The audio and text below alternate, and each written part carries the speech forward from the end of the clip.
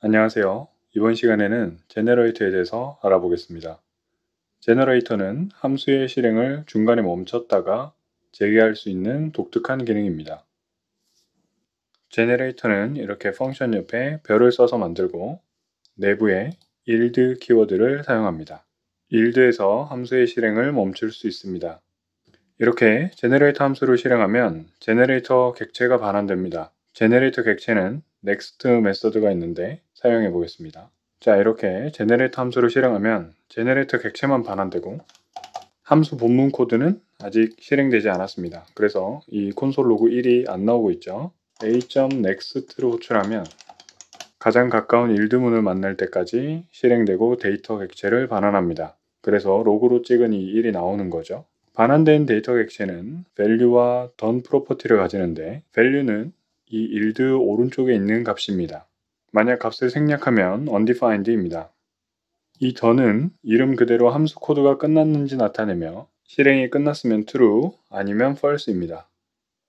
한 번 더 해보면 2줄까지 실행되죠. 콘솔 로그로 2가 찍혔고 데이터 객체의 value도 2입니다. 한 번 더 해볼까요? 네, 이번엔 콘솔 3, 4가 찍혔고 value는 이 yield 오른쪽에 있는 값 3이 됐죠. 한 번 더 해보면 이 리턴문에 의해서 value는 finish가 됐고 done은 true가 됐습니다. 이제 끝났다는 뜻이죠. 한 번 더 해보면 어떻게 될까요? value는 표현할 것이 없으니까 undefined고 done은 계속 true입니다. generator는 next 메서드 외에 return과 true 메서드를 가지고 있습니다. 동일한 코드에서 이렇게 실행하다가 이렇게 return 메서드를 호출하면 그 즉시 done 속성 값이 true가 됩니다. 이후에 next를 실행해도 value를 얻을 수 없고 done은 true인 거죠. true도 마찬가지로 done을 true로 바꿉니다. 예외 처리를 위해서 try catch 문으로 이 코드를 감쌀게요. 네, 이렇게 try catch 문으로 코드를 감싸주고 a.next를 하다가 이렇게 해보면 캐치문에 있는 내용이 실행됐죠. 에러 로그가 찍히고 이렇게 done은 true가 됐습니다. 마찬가지로 a.next를 해보면 이미 끝났고 아무 값도 받을 수가 없게 되죠.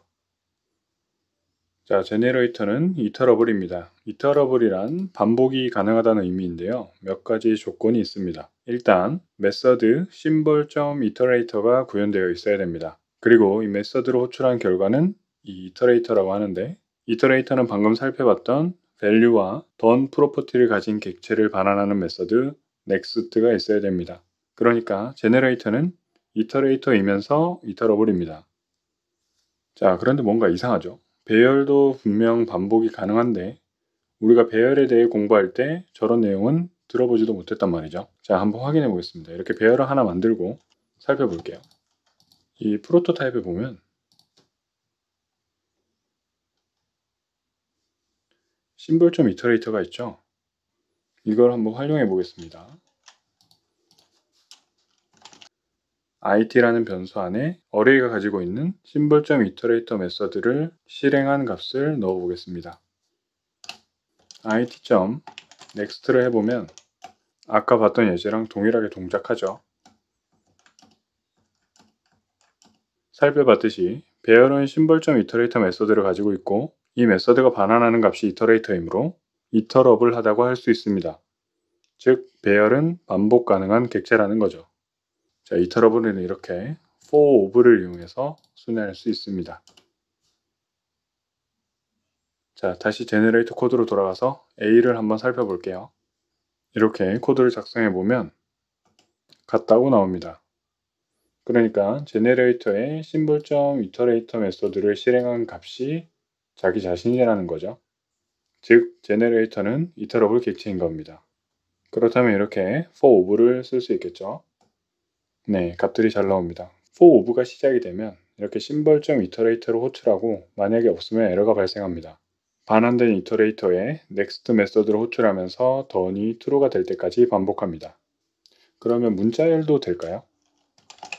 이렇게 문자열을 하나 만들고 확인을 해보면 네, 이런 메서드가 존재합니다. 그래서 이렇게 넣고 next를 실행해 보면 동일하게 동작합니다.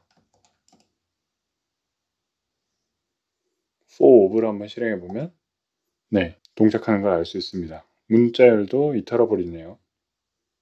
네, 이번에는 next 메소드의 인수를 전달해 보도록 하겠습니다. 코드는 이렇게 작성을 했고요. a.next를 하면 여기에서 멈춥니다. value는 일드 오른쪽에 있는 값이고요. 첫 번째 숫자를 입력하라고 하네요. next에 인수를 넣고 이렇게 되면 방금 인수로 넣어준 숫자는 num1에 저장이 됩니다. 콘솔 로그를 통해서 이렇게 보여줬죠. 이번에는 여기에서 멈췄습니다. 마찬가지로 일드 오른쪽의 값이 value로 나왔고요. 이제 두 번째 숫자를 입력해 보겠습니다. 자, 그러면 num2에 지금 4가 들어갔고 콘솔 로그로 찍혔죠. 더 이상 일드가 없으니까 던이 true가 됐고 value는 두 숫자를 더한 값이 나왔습니다. 이렇게 제너레이터는 외부로부터 값을 입력받을 수도 있습니다. 제너레이터는 값을 미리 만들어 놓지 않습니다. 메모리 관리 측면에서 효율적이죠. 필요한 순간에만 연산해서 값을 주기 때문에 이런 코드도 가능합니다. 이렇게 while true문을 사용해서 무한 반복자를 만들어도 브라우저가 뻗지 않습니다. 이렇게 next로 호출할 때마다 값을 주기 때문이죠. 제너레이터 함수를 사용하지 않았다면 브레이크가 없는 while true문은 사용하면 안 되겠죠. 제너레이터는 필요한 값만 그때그때 생성합니다. 일반적인 함수로 어떤 값을 구할 때 모든 값을 미리 계산해 놔야죠. 그리고 쓸지 안 쓸지 정해지지 않은 상황에서도 그 값을 유지해야 합니다. 그런데 제너레이터를 사용하면 필요한 순간까지 계산을 미룰 수 있습니다. 자, 이번에는 일드 별을 이용해서 다른 제너레이터를 불러보도록 하겠습니다. 이렇게 제너레이터 함수가 두 개 있습니다. 이렇게 gen2에서 일드 별을 하고 gen1, 즉 다른 제너레이터 함수를 호출하고 있습니다. 이렇게 한번 찍어보면 헬로 월드라고 찍힙니다. 여기서 이렇게 구조분해 할당을 사용했는데 for of와 마찬가지로 던이 true가 될 때까지 값을 펼쳐주는 역할을 합니다. 이 코드의 일드별 오른쪽에는 제너레이터 객체가 왔는데요. 사실 반복 가능한 모든 객체가 올 수 있습니다. 네, 이번 시간에는 제너레이터에 대해서 알아봤습니다. 제너레이터는 다른 작업을 하다가 다시 돌아와서 넥스트 해주면 진행이 멈췄던 부분부터 이어서 실행할 수 있다는 장점이 있었죠. 저 같은 경우에는 리덕스 사가에서 제너레이터를 가장 활발하게 사용하는 것 같습니다. 네, 마치겠습니다. 시청해주셔서 감사합니다.